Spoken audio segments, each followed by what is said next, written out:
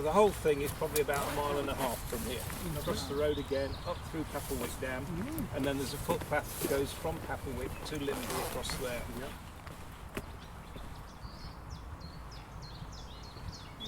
The rows of cottages there are original mill workers' cottages. The Robinsons built a settlement colony here. There were probably about 300 or 400 people living on this site, not necessarily right here, of course, when the mills were open. When the mills closed, after a certain amount of time, about 10 years, the landowners took back ownership of the site and they cleared all the cottages and cleared as many of the workers out as possible. So it was a time of great poverty. Most of the local economy was about framework knitting, and framework knitters were extremely poor, and the parishes here would have had to have supported them. So the lords of the manor, the Montague family, cleared as much away as possible and hurried them off. So these people were encouraged to go, basically. My research would suggest that a lot of the spinners went up to Mansfield and spun in the mills there, particularly Plesley mills that were being expanded at the same time as this closed. Some of them ended up as far away as Hull. When they started cotton spinning in the 1840s, some of the workers who'd been here turn up in the mills in Hull. Some of them turn up in Marple and Mellor, that side of Derbyshire, in the mills there.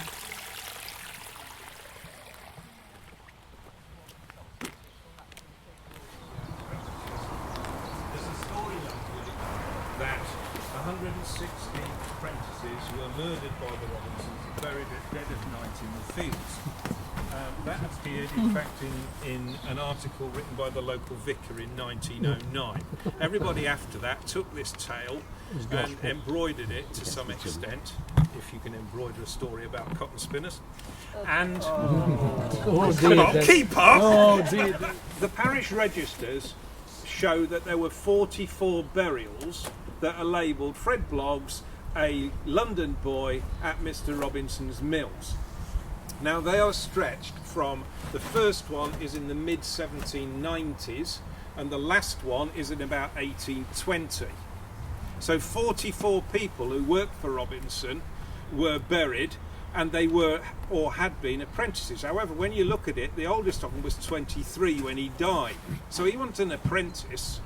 So that's the first piece of evidence. The second piece of evidence is that when you look at, I went down and read the minutes of the Guardians of Marylebone Workhouse. When Robinson applied to have apprentices, his terms were he wanted boys, only boys. He wanted them to be between the ages of 9 and 14.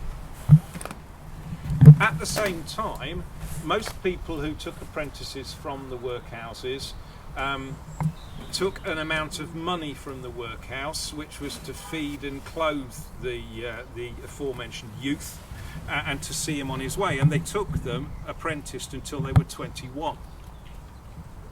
Robinson said he didn't want to apprentice them until they were 21, but when they were 14 he would find them an apprenticeship and he would let the workhouse know what he'd done with them.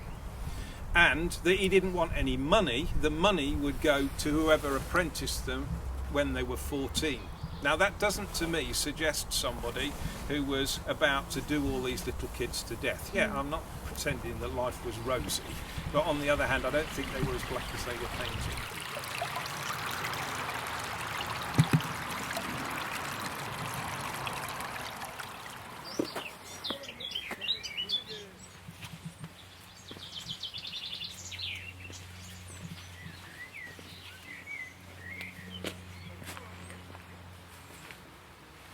Blackcap, and there's chiffchaff and willow warbler.